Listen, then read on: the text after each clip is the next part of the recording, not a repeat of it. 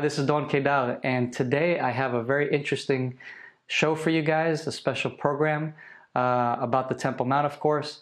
And we went up to Tel Aviv to interview a woman named May Golan. And what she has done is she has started an organization to help fight against the refugee problem in southern Tel Aviv, where the Israeli government has brought in all of these refugees from Sudan, Eritrea, and all these areas where they have basically made their way through Egypt, and you know, some of these guys have been through some really hard issues. And what we've done is we have actually created a problem in southern Tel Aviv, very disrespectfully, as they're here committing awful crimes, assaults against the citizens in southern Tel Aviv, you know, just a bunch of crime, and you name it. So what's happened is it's just becoming out of control. And this woman, May Golan, she started the Hebrew city in order to fight that and say, listen, this is Tel Aviv. This is a Hebrew city. And we need to fight for that identity. We need to keep that identity because this is Israel and we only have one place to live. And so she's taken up this fight, petitioning the government and the local ruling bodies and just raising this issue and trying to challenge it. So I decided to ask her what she thought about Cry for Zion and our organization and our movement from the perspective of a secular Zionist growing up in southern Tel Aviv. How does she see herself and Jerusalem and the Temple Mount and its relevance to her from that perspective, and not, you know, just hearing from somebody who is you know, religious and obviously have a connection or a desire for the Temple Mount and to pray up there. What about somebody like her? So now we're going to transition to the interview that we conducted just a few months ago, and I hope you enjoy.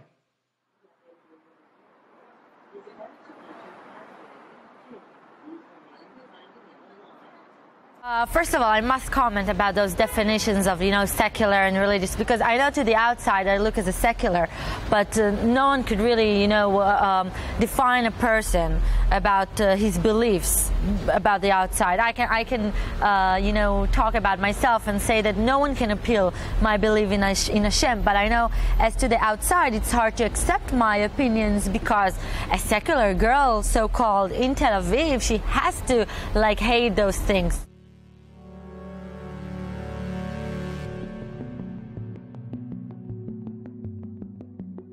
I'm going to be very honest about what Temple Mount is for me. But before I'm going to say that, I'm going to say what I think about our, really, I don't know what word to say that it won't sound blunt, but I consider our government to be a complete loser about everything that concerns the Temple Mount. The Temple Mount, one, if not the most holy place for the Israeli Jews to go up and pray, is being banned out of us, so-called in our territory. I don't get the scared, you know, behavior of our government and of our Prime Minister, Benjamin Netanyahu. I just don't understand that. This is our place to go there, to pray, to be one with our beliefs, and we are not allowed there. You know, I think about the fact that just not too long ago, you know, 2 months ago, we were supposed to build a bridge, a new bridge for the Israeli people to walk on, because for the last 10 years, the Israeli people are not able to go on a bridge there. They're going on a wobbling bridge when the Muslims actually are going on a couple of entrances there. So I'm thinking about that, and I'm thinking about the fact that our Prime Minister, the almighty Benjamin Netanyahu, that appears to everyone as a strong leader, built secretly a way for the Jewish to go on the Temple Mount. They built a secret bridge, and once everyone found about it and the Jordans said no, no, no, then he ruined it in one night. So I'm trying to understand, is the Jordanian people asking for our authority to go on some sort of a mosque in Jordan, but we are not allowed to build a bridge? What message does this send to the world? Are we that scared to defend our own property, our own holy place, to go there? And this is actually linked to why I'm not going there. You know, many people ask me, you talk so much about the Temple Mount, how can you not have went there?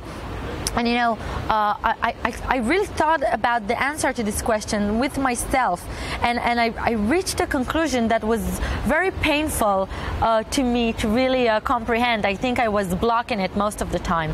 Actually, it's like I've been to the Western Wall many times, and I'm watching the Temple Mount, and I could easily just, not so easily because it's not so easy for Jews to go there, but I could go and go up there, and something in me just refused to do that. And I asked myself, why? And this is I think is one of the most humiliating thing that a Jewish woman and a Jewish human being and civilian in Israel should have to admit. The anger in me is so big about the fact that we are not able to go there freely, that we are not allowed to say our most basic prayer, Shema Yisrael, to our Lord. We're talking about free religion, free speech, and free way of dealing with your beliefs, and we're not allowed to do that. We are being guarded by Jordanian and Muslims authorities, and I'm just thinking, if I can't do that, aren't I basically cheating who I am, and I'm cheating in front of Hashem? What am I really supposed to do there? So basically I'm just blocking myself from go there until the day we are actually will be able to do that freely. And whether it's correct or not, I don't know. Maybe it's even incorrect, because by doing that and more people are actually doing what I'm doing, we're actually letting go on our home or on Temple Mount, something that should be a part of each and every one of us. And I think it's just so sad to actually know and comprehend about the fact that in our country we can't go to one of our most holy places. It's just really pathetic.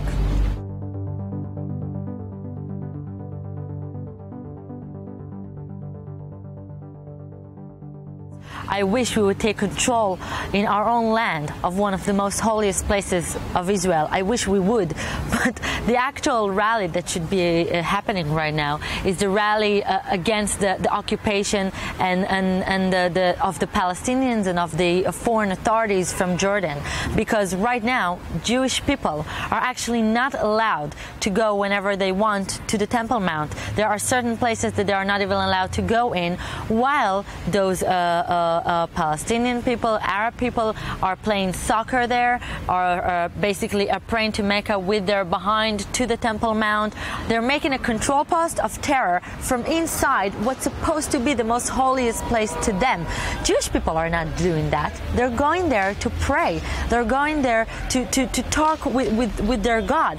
But those Arabs that are staying there, the only reason that they're staying there is because they see the Temple Mount as a weak spot with the Israeli government and the Israeli people. They see it as an opportunity to continue and make a spiteful hatred lectures that they have there. They brainwash the people that come there. From there, they tell the people to go and commit suicide bombs outside. They see it as an opportunity to basically inflame the third intifada that actually, in my opinion, is already happening. We don't need to wait for it. But if we won't take control of one of our most holy places, if not the most holy, if we won't take control of the Temple Mount, which is ours, we are an independent country, Jewish country, who's been built after so many thousands of years. If we are scared to go up there and say Shema Yisrael and let them to continue to give their hatred speech over there, I'm telling you, this is the beginning not only of the third intifada, but of them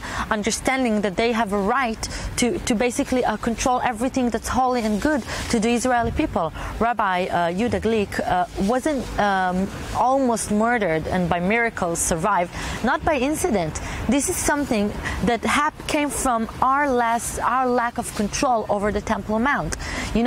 Tomorrow they will say we're not allowed to go to the Western Wall. They will say we are not allowed to go to Tzfat. They will say we can't even pray in our synagogues. Okay, it's a very good example to what just happened when 4 rabbis got slaughtered and murdered in a Temple Mount and another Israeli Druze soldier. This is after the hatred that came from us going up to Temple Mount. They are being brainwashed by the radical leaders that have been telling them that we actually have no right over the Temple Mount. you will read the Quran, if you will read what is being said over there, where is it said to them to pray? They say, come to pray on Mecca. Mecca is not Temple Mount. You know, so even if we are trying, let's put all that aside, okay, and we are trying to all live in peace. We're trying to get to a solution where the Arabs can come and pray, Jewish people can come and pray, you know, everyone can come and pray. They don't want that. Right now, the people who are getting discriminated on their own land is the Jewish people in the Israeli land. How could that be happening? With any other country would have been tolerated to that. We are, and we will get punished for that, because doing that is hurting us, not anyone else.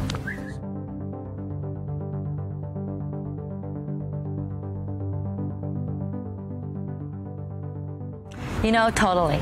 Because the connection is, you know, we've been fighting for our right to just continue to live in our home in safety. And from the other side of the map, people are fighting, Jewish people are fighting to go on one of their most holy places in the land of Israel. We're not fighting to do something that is against our beliefs, because wherever you fight and struggle on your own right to live in your land in safety and to continue your own basic right to just live in your home, in your Jewish land, then this means that we're not just fighting on two sides of the borders, two sides of the maps. We are fighting for the same thing. If people in South Tel Aviv cannot continue staying in their homes, and there are people that come to me, like those left organizations, like infiltrators, that are coming to me and telling me, move out of your house. And I ask, why?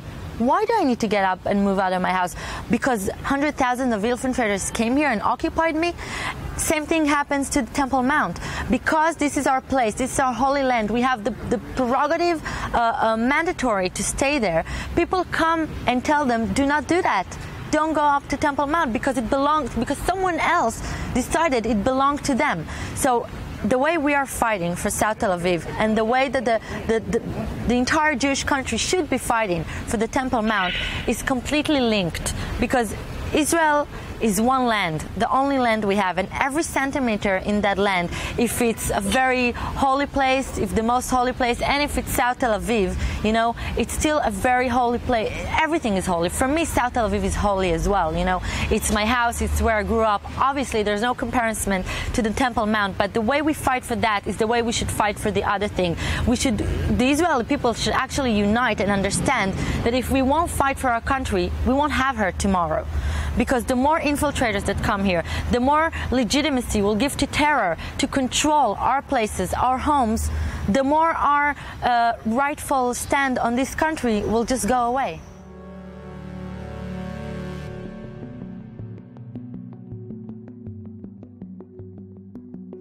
Oh, wow.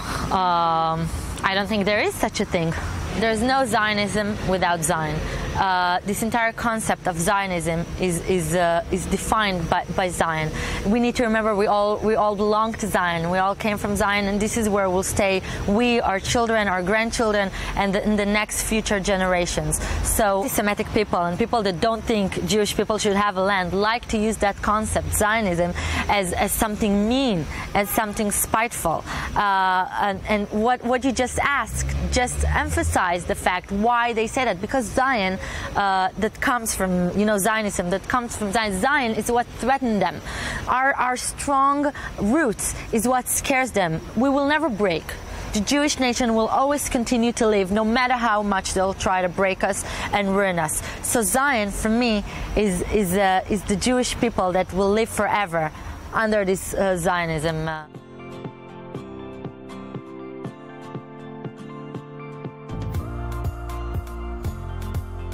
I know Rabbi Yehuda Glick's organization, and I've been watching his activity. I've been very supportive and getting inspiration.